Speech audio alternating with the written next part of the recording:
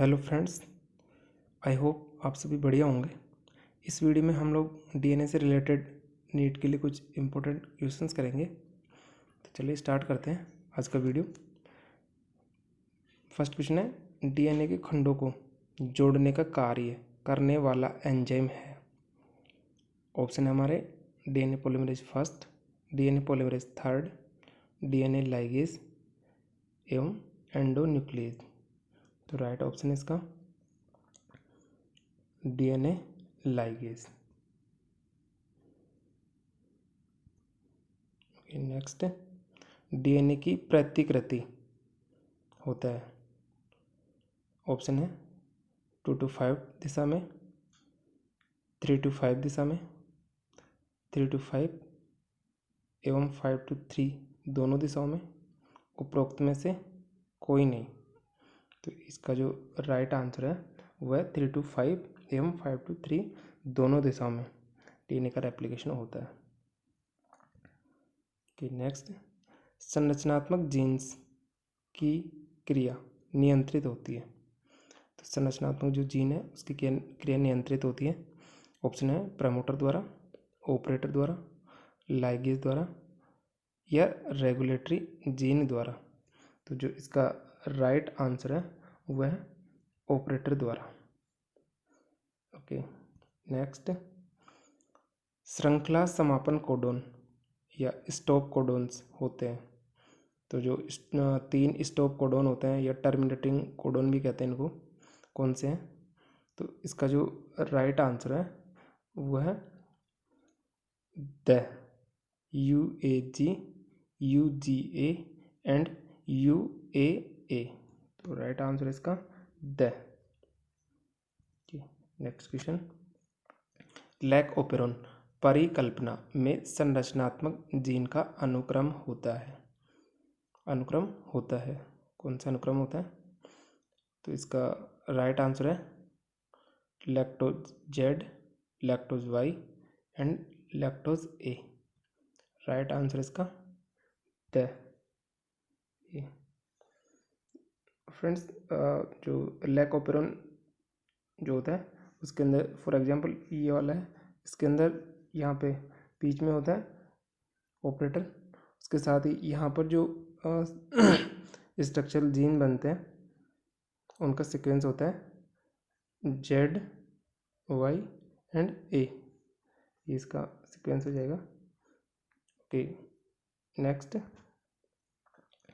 RNA में अनुपस्थित तत्व है। तो आरएनए में अनुपस्थित है नाइट्रोजन, सल्फर, ऑक्सीजन या हाइड्रोजन। तो आरएनए जो होता है इसमें सल्फर अनुपस्थित होता है। तो इसका राइट आंसर रहेगा ड। ओके, नेक्स्ट, सॉरी, आरएनए का कौन सा सर्वाधिक हेटेरोजीनस होता है? ऑप्शन है टीआरएनए, एमआरएनए, आरआरएनए या एचएनआरएनए। तो इसका जो राइट आंसर है वो है एचएनआरएनए, हेटेरोजीनस न्यूक्लियर आरएनए या विषमांगी आरएनए कहते हैं। नेक्स्ट, यदि एडेनिन का प्रतिशत 30% है तो ग्वानिन का क्या प्रतिशत होगा? फ्रेंड्स, ये जो क्वेश्चन है वो डीएनए के लिए चारगाफ नियम जो है उसके ऊपर डिपेंड करता है। तो इसके ऑप्शन हमारे लिए 10%, 20%, 30% या फिर 40%। तो इसका जो राइट आंसर रहेगा वो है 20%। ओके, नेक्स्ट, ओकाजाकी खंड एक सही क्रम में जुड़ते हैं। तो डीएनए रेप्लिकेशन के ड्यूरिंग जो ओकाजाकी सेगमेंट्स बनते हैं वो किस क्रम में जुड़ते हैं? ऑप्शन हमारे डीएनए पॉलीमरेज द्वारा, डीएनए लाइगेज द्वारा, आरएनए पॉलीमरेज द्वारा या प्राइमेज द्वारा। तो इसका जो राइट आंसर है वह है डीएनए लाइगेज द्वारा। डीएनए लाइगेज द्वारा, डीएनए लाइगेज एंजाइम जो है ये डीएनए सेगमेंट्स को जोड़ने के लिए यूज होता है। नेक्स्ट क्वेश्चन, न्यूक्लियोसाइड न्यूक्लियोटाइड से भिन्न होता है, क्योंकि इसमें नहीं होता है। मतलब न्यूक्लियोसाइड में क्या एब्सेंट होता है? ऑप्शन हमारे फॉस्फेट, शर्करा, नाइट्रोजनी क्षारक या फॉस्फेट व शर्करा। तो जो इसका राइट आंसर है वो है फॉस्फेट। न्यूक्लियोसाइड जो होता है उसमें फॉस्फेट ग्रुप एब्सेंट होता है, जबकि न्यूक्लियोटाइड जो होते हैं उसके अंदर फॉस्फेट ग्रुप, पेंटोज शर्करा एवं नाइट्रोजन क्षारक तीनों प्रेजेंट होते हैं, जबकि न्यूक्लियोटाइड में केवल पेंटोज शर्करा और नाइट्रोजनी क्षारक या नाइट्रोजन बेस जो है वो पाए जाते हैं, फॉस्फेट एब्सेंट होता है। नेक्स्ट, वह एंजाइम जो डीएनए के अणु को खंडों में काटता है उसे कहते हैं। ऑप्शन है हमारे DNA polymerase, DNA ligase, restriction enzyme एवं डीएनए जाइरेज। तो जो इसका राइट आंसर है वो है रेस्ट्रिक्शन एंजाइम। रेस्ट्रिक्शन एंजाइम जो है वो डीएनए सेगमेंट्स को काटने के लिए काम में लिए जाते हैं। इन एंजाइम्स को आणविक कैंची या मोलिकुलर सीजर्स भी कहते हैं। नेक्स्ट, ई कोलाई डीएनए में रेप्लिकेशन की विधि होती है। तो ई कोलाई डीएनए में रेप्लिकेशन की विधि है। ऑप्शन है संरक्षी और एकदिशीय, अर्ध संरक्षी और एकदिशीय, संरक्षी और द्विदिशीय, अर्ध संरक्षी और द्विदिशीय। तो इसका जो राइट आंसर है वो है ऑप्शन नंबर द, अर्ध संरक्षी और द्विदिशीय, मतलब semi conservative and by directional.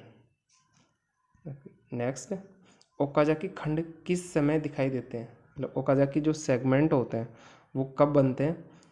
Replication में, ट्रांसडक्शन में, ट्रांसक्रिप्शन में और ट्रांसलेशन में। तो ओकाजाकी जो सेगमेंट्स होते हैं इनका जो फॉर्मेशन है आप सब जानते हैं, ओकाजाकी सेगमेंट्स हैं वो डीएनए रेप्लिकेशन के दौरान बनते हैं या रेप्लिकेशन के ड्यूरिंग बनते हैं। तो इसका जो राइट आंसर है वो है DNA replication. Okay, next, DNA का अनुलेखन किसके द्वारा सहायक होता है? तो ट्रांसक्रिप्शन में कौन हेल्प करते हैं? RNA polymerase, DNA polymerase, exonuclease या रिकॉम्बिनेज। तो इसका जो राइट आंसर है वो है आरएनए पॉलीमरेज है। ओके, नेक्स्ट, निम्न में से कौन सा सही नहीं है? इसमें इनकरेक्ट हमें जो है बताना है, नहीं है। ये जो क्वेश्चन है वो चारगाफ रूल पर आधारित है। ऑप्शन हमारे A/T = 1, second A+T = G+C, third A+G = C+T या इनमें से कोई नहीं। तो जो इसका इनकरेक्ट सीक्वेंस है वो है ऑप्शन नंबर ब। ये वाला जो है ये इसके लिए सही नहीं है, तो इसका राइट आंसर हो जाएगा ब। नेक्स्ट, सॉरी, अनुलेखन के दौरान यदि डीएनए में न्यूक्लियोटाइडों का क्रम ATACG है तब mRNA में न्यूक्लियोटाइडों का क्रम होगा। तो न्यूक्लियोटाइडों का जो सीक्वेंस है वो देखना हमें। तो इसके सॉरी फ्रेंड्स, इसके ऑप्शंस स्कैन नहीं हो पाए। नेक्स्ट क्वेश्चन देखते हैं हम। नेक्स्ट क्वेश्चन है डीएनए रिपेयरिंग किसके द्वारा की जाती है? तो डीएनए की जो रिपेयरिंग है, ऑप्शन है हमारे ligase, DNA polymerase third, DNA polymerase second या फिर डीएनए पॉलीमरेज फर्स्ट। तो राइट आंसर इसका डीएनए लाइगेज। लाइगेज एंजाइम है वो डीएनए की रिपेयरिंग में काम में आता है। ओके, नेक्स्ट, डीएनए टेम्पलेट पर नए स्ट्रैंड का प्रारंभन किया जाता है। जो नया जो स्ट्रैंड बनता है वो किसके द्वारा इनिशिएट होता है? ऑप्शन हमारे RNA polymerase, DNA polymerase, DNA ligase या उपरोक्त में से कोई नहीं। तो जो इसका राइट आंसर है वह उपरोक्त में से कोई नहीं।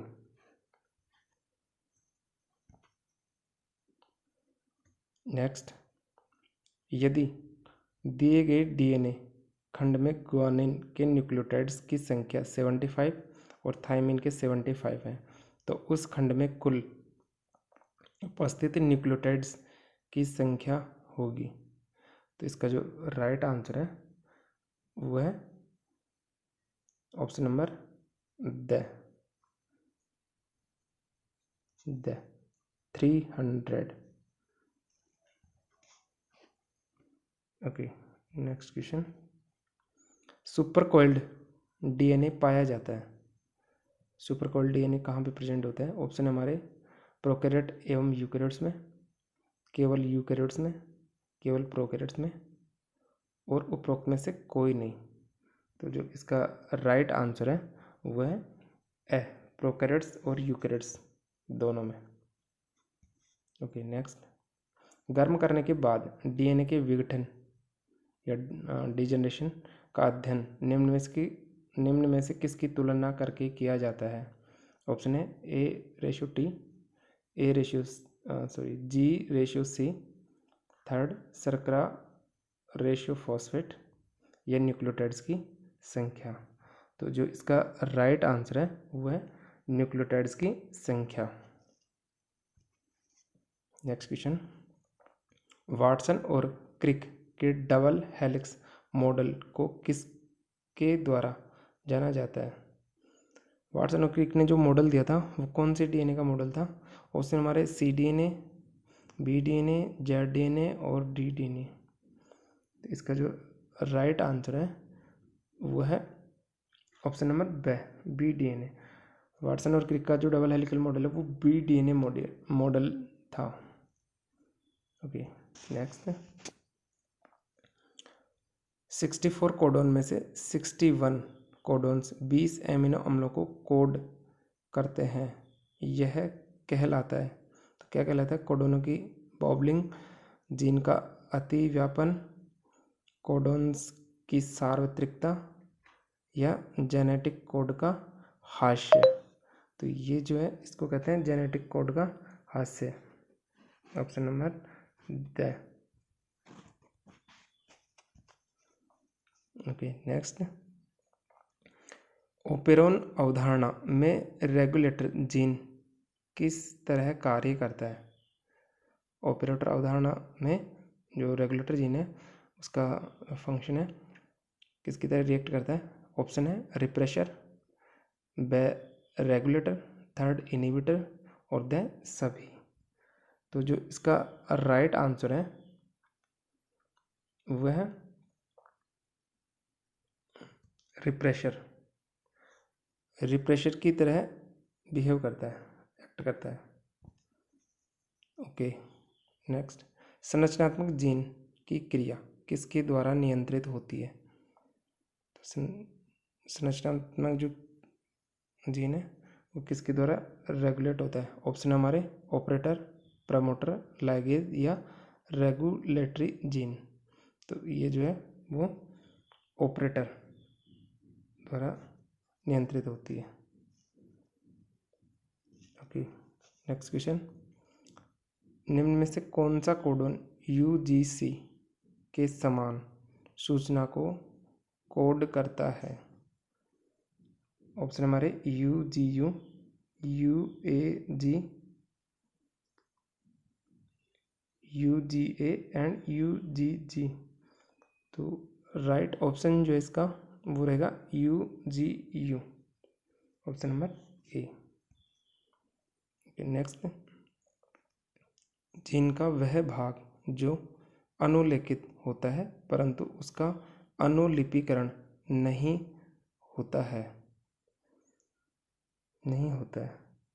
इसके ऑप्शंस हैं एक्सोन, इंट्रॉन्स, सिस्ट्रॉन या कोडोन। तो राइट आंसर जो है इसका वह है इंट्रॉन्स।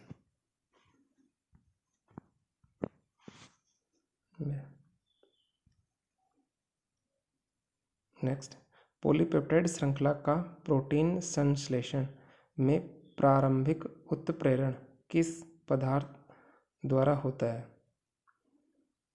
ऑप्शन हमारे मिथ्योनिन, ल्यूसीन, लाइसिन या ग्लाइसिन। तो राइट ऑप्शन है इसका methionine, option A methionine. Polypeptide श्रृंखला का जब प्रोटीन संश्लेषण स्टार्ट होता है तो उसमें सबसे फर्स्ट जो है वो बनता है मिथ्योनिन। नेक्स्ट, प्रोटीन संश्लेषण का सेंट्रल डोग्मा होता है। फ्रेंड्स, सेंट्रल डोग्मा जो होता है वो सूचनाओं का एक दिशीय प्रवाह होता है, यूनि डायरेक्शनल फ्लो होता है। तो उसका सही सीक्वेंस बताना हमें इसमें। तो इसका जो राइट ऑप्शन है वो है डीएनए से फर्स्ट में एमआरएनए बनता है और एमआरएनए से प्रोटीन बनती है। डीएनए से एमआरएनए का फॉर्मेशन ट्रांसक्रिप्शन और एमआरएनए से प्रोटीन का फॉर्मेशन ट्रांसलेशन कहलाता है। तो डीएनए से एमआरएनए ट्रांसक्रिप्शन और एमआरएनए से प्रोटीन ट्रांसलेशन। तो राइट ऑप्शन जो इसका वो है ऑप्शन नंबर ब, ये इसका राइट आंसर रहेगा। डीएनए से ट्रांसक्रिप्शन फॉर्मेशन से एमआरएनए बनता है और एमआरएनए से ट्रांसलेशन से प्रोटीन बनता है। नेक्स्ट, किस आरएनए का क्लोवर लीफ मॉडल होता है? ऑप्शन हमारे tRNA, rRNA, hnRNA and mRNA. तो इसका जो राइट आंसर है कि किस आरएनए का क्लोवर लीफ मॉडल होता है, तो ये हमें बताना था। तो क्लोवर लीफ मॉडल जो होता है ये होता है टीआरएनए का। राइट आंसर रहेगा इसका ऑप्शन नंबर ए। तो आज की वीडियो में इतना ही। Stay home, stay safe. Thanks.